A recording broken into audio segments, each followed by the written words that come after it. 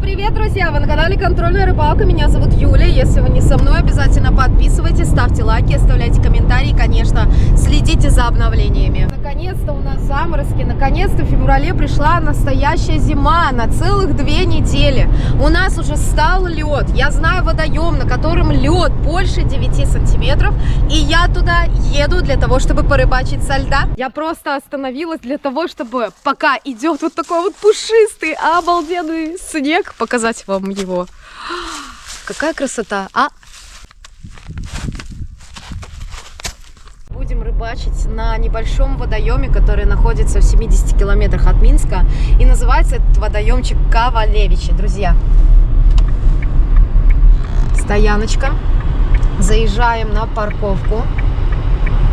Так. Сразу стоят здесь аншлаги, сразу здесь есть въезд, КПП. Как выглядит въезд со стороны. Вот нас встречают ворота. Вот аншлаг, и вот это уже непосредственно весь водоем. С обратной стороны он окружен как лесом, полем, с этой стороны все рыбачат. С той стороны никаких понтонов, мест рыбацких, ничего нет. Быстро выгружаюсь, потому что довольно поздно приехали, почти 10 часов утра. На ловлю не так много времени, но мы попробуем. Сегодня будем ловить на жерлицы, на балансиры. Ледоборчик есть простой, но ледоборчик с собой есть и для шуруповерта. Это все, что мне может с собой пригодиться. И я...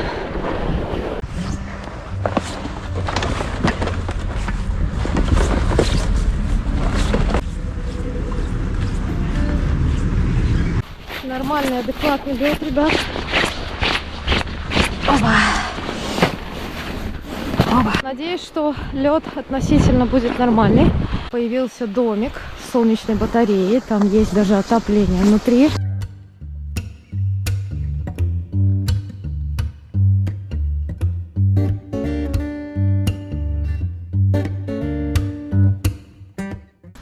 По всему водоему беседки и понтоны. В основном здесь ловят карпа. В зимний-осенний сезон приезжают ловить щуку. На фидер здесь также можно половить. Здесь очень много плотвы. Есть карась и есть даже линь. Я приезжала сюда уже и зимой. Я приезжала сюда ловить и летом. Прошлым летом я очень хорошо на этом водоеме отловилась.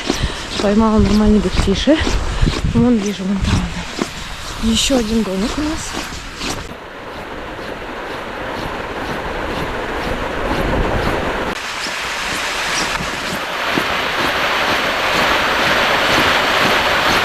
Погода отличная. Сегодня где-то -7, днем будет до -3.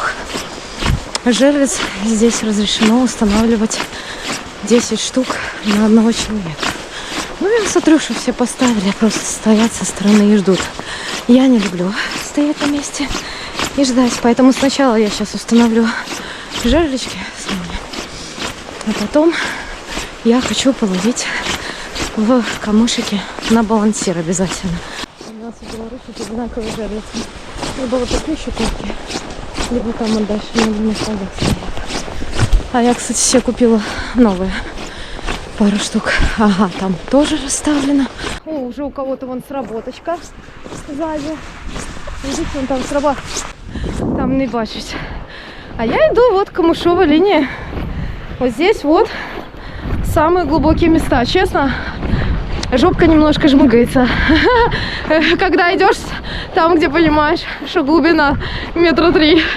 Несмотря на то, что в принципе все, уже тут ничего не должно быть. Ты понимаешь, что лед хороший. Все равно немножко страшновато. Разбираемся. Ледобор, благо, быстро разбирается. Шлеп. Ничего заворачивать, закручивать не надо. И что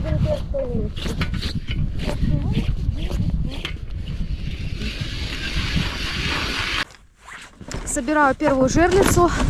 У меня жерлицы были не оснащенные. Я намотала на них где-то по 10-15 метров лески. Ой, не по 10-15, по 15-20 метров лески я наматываю. Крючки у меня двойники.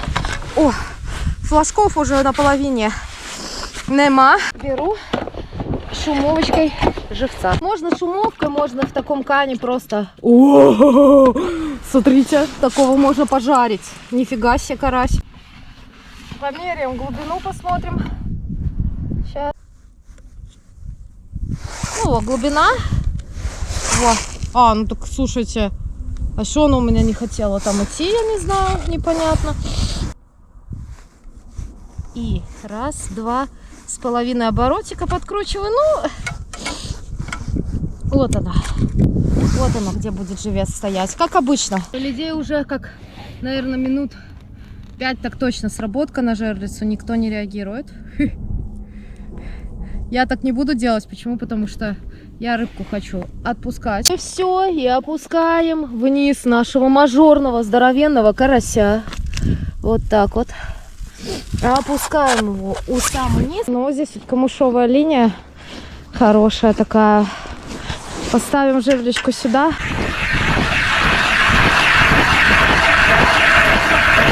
О, какой лед! Нифига себе! Беру следующую жерличку. Поломались они на самом деле. Стопора ломаются. От флажков отваливаются флажки. Ну, а что ты сделаешь? Как это называется? А что ты сделаешь? Ничего ж не сделаешь. Ставим. Отпускаем фрикцион. Есть. 2 раза подкрутила. Смотрим. О, ну так, ё-моё. Берем карасевича любого. Шум я с лунок не убираю. Вот он, карасик, и я его цепляю, карася. Давай, малыш, лови нам красоту моя, лови щучку. Опа.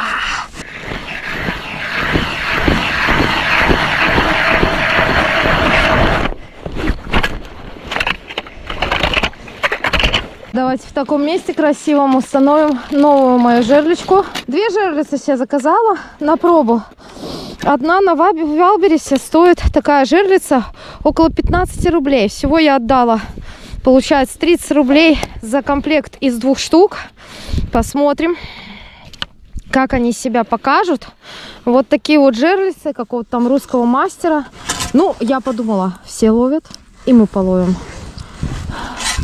Вот интересно, как вы думаете, с таким поводком может взять или нет? Проверим. Давайте этой жерлицей попробуем найти глубину. Погнали. Во-первых, я их разобрать дома не могла сначала. Во-вторых, вот здесь вот непонятно. Ничего не понятно. В чем прикол? В чем прикол? Вот теперь мне скажите этих жерлиц. Все, вот, допустим, нашла глубину. Делаю раз, делаю два. 2 подмотки и ставлю флажок. Смотрим. Ну, глубина, как и везде. Оба, оба, оба.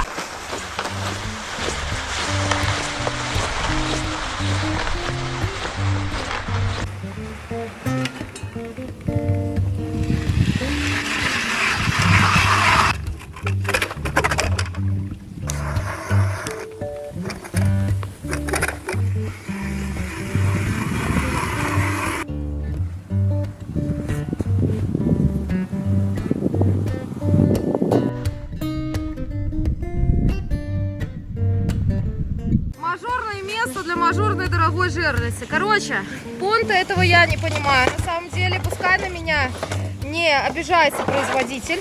Такая красота. Надеюсь, что когда сработает, если сработает здесь жерличка, что у меня сразу не слетит мотовила. А мне вот эти простые жерлицы нравятся больше. Почему? Потому что, допустим, у них есть ручка, чтобы подкрутить.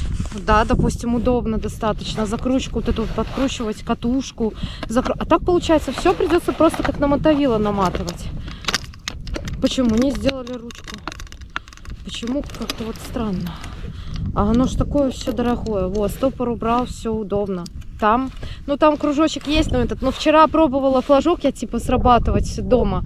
И слетала. Вот гаечка, которая фиксирует саму мотовилу, она у меня постоянно слетала. До сих пор сработанная жерлица стоит там у соседей. Я им там разочек крикнула, но... нет так нет. Хай сами следят. Заглотит, короче, там щука так и насмерть. Балансир надо довольно много лунок наделать.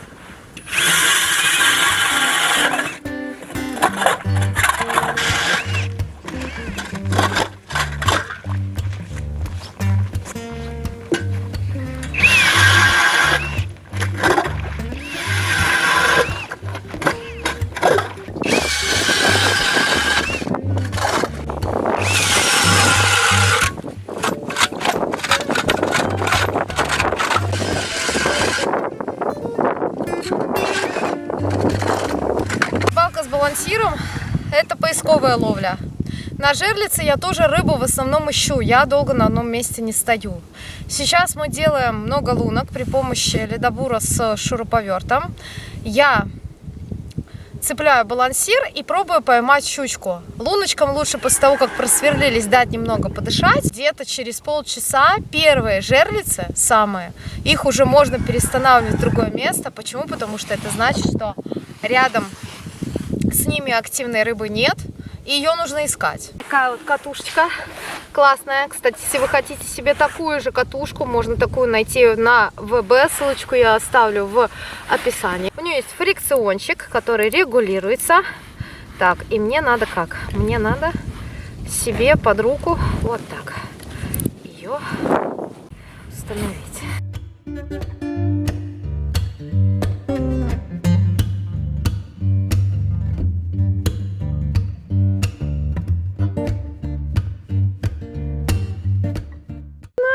Фрикцион у меня довольно хорошо расслаблен здесь. Глубины практически здесь никакой не будет, я уверена. О, уже начинает замерзать. Нифига себе.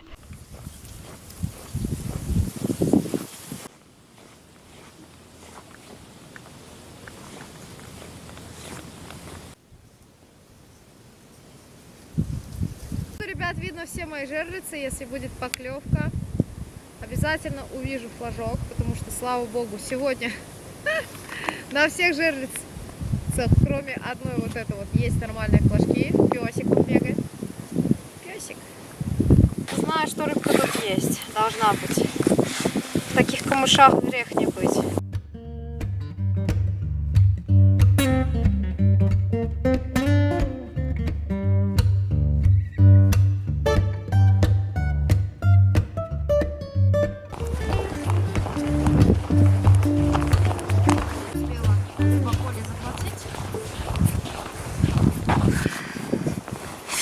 Маленькая совсем, ребят, но все равно это вот такая первая ковалевическая щука сегодня, которая, ух, как она смело взяла, во, на двойничок, быстро, я ее, видно, напугала, она стояла под этим, под моим жерличкой, а я тут с балансиром хожу, балансирю, сейчас достанем, вот такая красота. И, ребят, красотку отпускаем, давай, моя, лови. У меня балансир. Сейчас поставлю трох поменьше. У меня есть балансирчики от Роки. Он в этом году сделал другого размера. Такой может даже клюнуть, наверное, и окунек. Поставлю уже такого кислотного цвета. Попробую пойти к луночкам вдоль камыша походить.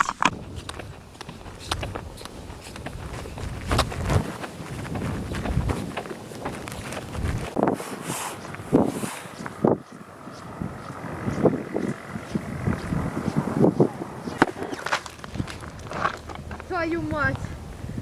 Живца надо!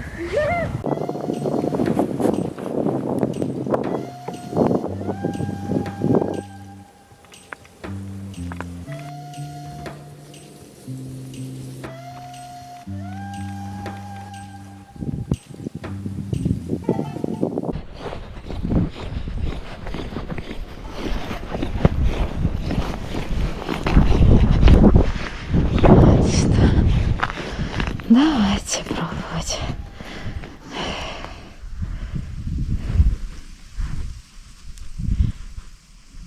Ну, здесь, ребят, поглубже. Поинтереснее, чем там, с той стороны. Но по глубине так точно. Продолжаю переставлять. Ищу рыбу. Если мы не найдем ее, то она обязательно клюнет. Пока больше сработок на жерлице не было. Хотя листа у меня здесь очень перспективные, я в этом уверена. Наверное, надо перекусить, чтобы что-то клюнуло наконец-таки. Перекусываю.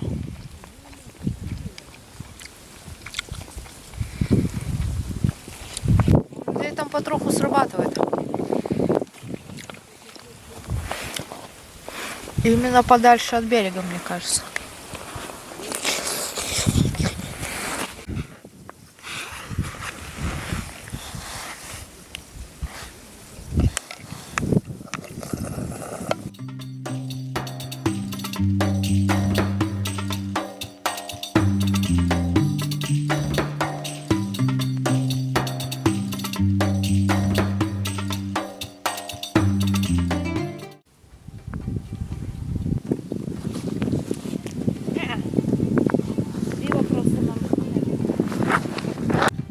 Сейчас глубину, на которую она клюнула.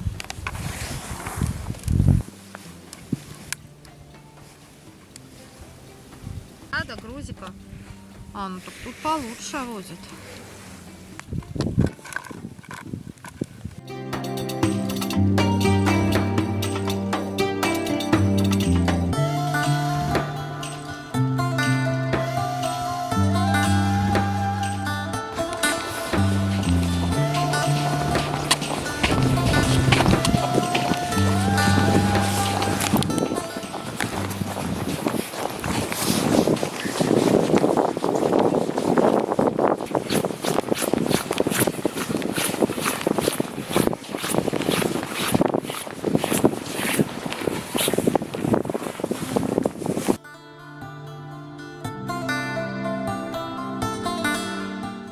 Уже который раз, ребят, выплевывает.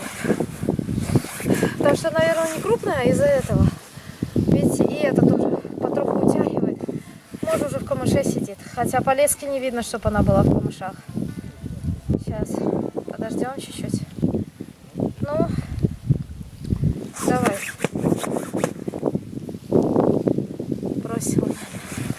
Мне почему-то кажется, что бросила. Мозгов.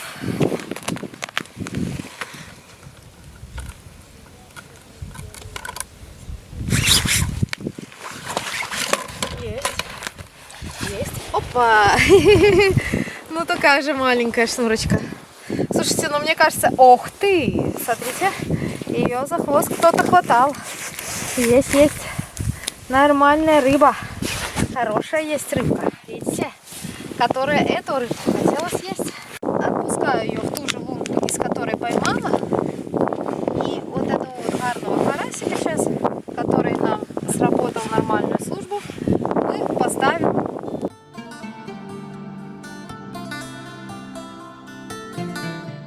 Такая вот зимняя рыбалка, вот такой вот выезд, наконец-таки, по-настоящему зимнему февральскому льду на водоем Ковалевича получился. Поклевочки были, рыбка была. Это прекрасный день, проведенный на природе, на морозе. Просто кайфуш. Кроме того, что в краю водоема появились летние домики, в начале водоема уже есть домик, подключенный к электричеству, и в котором имеется отопление, и уже сейчас его можно снимать и в нем ночевать. Под водоему есть беседки, водоем постоянно, я вижу, развивается. С этой стороны порыбачить у вас не получится, потому что здесь организованных мест нет, только с одной стороны. Поэтому, если вы приедете, напротив вам никогда никто не будет мешать. Ну и что я могу вам сказать по щуке? Хищник у меня всегда здесь слабо шел, но я все равно сюда приехала, потому что у меня уже принято каждый сезон посещать Ковалевича. Люди здесь были, у кого-то что-то клевало, рыбу вроде бы поймали немного, но, наверное, все что-то да поймали. Всем ни хвоста, ни чешуи. Подписывайтесь на канал. Пока!